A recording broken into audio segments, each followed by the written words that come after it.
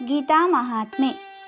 ಅಂತಕಾಲೇ ಚ ಮಾಮೇವ ಸ್ಮರನ್ ಮುಕ್ತ್ವಾ ಕಲೇವರಂ ಯಃ ಪ್ರಯಾತಿ ಸಮದ್ಭಾವಂ ಯಾತಿ ನಾಸ್ತ್ಯತ್ರ ಸಂಶಯಃ.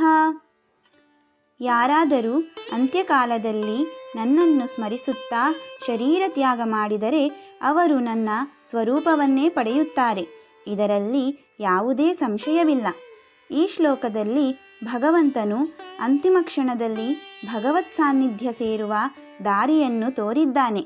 ಅಲ್ಲದೆ ವ್ಯಕ್ತಿಯು ಜೀವನ್ಮುಕ್ತನಾಗುವ ಸಂದರ್ಭದಲ್ಲಿ ಅವನ ಮನಸ್ಥಿತಿಯು ಯಾವ ರೀತಿಯಲ್ಲಿ ಇರುತ್ತದೆಯೋ ಅದೇ ಗತಿಯನ್ನು ಹೊಂದುತ್ತಾನೆ ಎಂದಿದ್ದಾನೆ.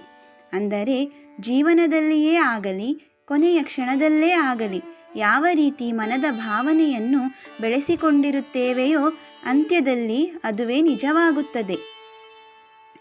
ಮಾನವನ ಮೆದುಳಿಗೆ 100 ವಿಚಾರಗಳು ಬರಬಹುದು. ಆದರೆ ದಿನನಿತ್ಯದ ಅಭ್ಯಾಸ ನಮ್ಮ ಅಂತಃಚೇತನದಲ್ಲಿ ಆಳವಾಗಿ ನೆಲೆಸುತ್ತದೆ. ಅಂತ್ಯಕಾಲದಲ್ಲಿ ನಾವು ಶರೀರವನ್ನು ತ್ಯಜಿಸುವಾಗ ಬಾಹ್ಯ ಜಗತ್ತಿಗೆ ಸ್ಪಂದಿಸುವ ಶಕ್ತಿ ಇರುವುದಿಲ್ಲ. ಅಲ್ಲಿ ಆಂತರಿಕ ಅಭ್ಯಾಸವೇ ರೂಪುಗೊಳ್ಳುತ್ತದೆ. ಅಜಾಮಿಳನು ಪಾಪಿಯಾಗಿದ್ದರೂ ತನ್ನ ಮಗನಿಗೆ ನಾರಾಯಣ ಎಂದು ಹೆಸರಿಟ್ಟಿದ್ದ. ಅಂತ್ಯಕಾಲದಲ್ಲಿ ಅವನು ತನ್ನ ಮಗನನ್ನು ನಾರಾಯಣ ಎಂದು ಕರೆಯುತ್ತಾನೆ. ಯಮದೂತರು ಬೆದರುತ್ತಾರೆ. ವಿಷ್ಣುದೂತರು ಆತನನ್ನು ರಕ್ಷಿಸುತ್ತಾರೆ.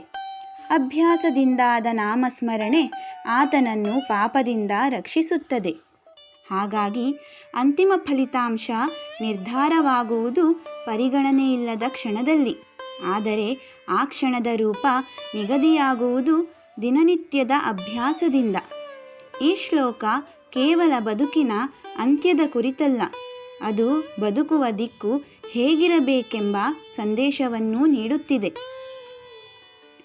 ನಿತ್ಯ ಅಭ್ಯಾಸ, ಆಂತರಿಕ ಸದ್ಭಾವನೆ, ನಿಷ್ಠೆ, ಶುದ್ಧ ಸ್ಮರಣೆಯ ಫಲ ಯಾವತ್ತೂ ಪರಮಗತಿಯೇ ಆಗಿರುತ್ತದೆ. ಹರಿಸ್ಮರಣೆಯಲ್ಲಿ ನಿತ್ಯ ಬೆಳಕಾಗಲಿ, ಬದುಕದು ಪವಿತ್ರ, ಮರಣವದು ಸುಗಮ. ಅಗಾಧ ಆನಂದ ತೋರುವ ಮಾರ್ಗ ಸತ್ಯವಿದು. ಆಗಲೇ ಆತ್ಮವೇಳುವುದು ಹರಿಯ ದಿವ್ಯ ಪಥಕ್ಕೆ.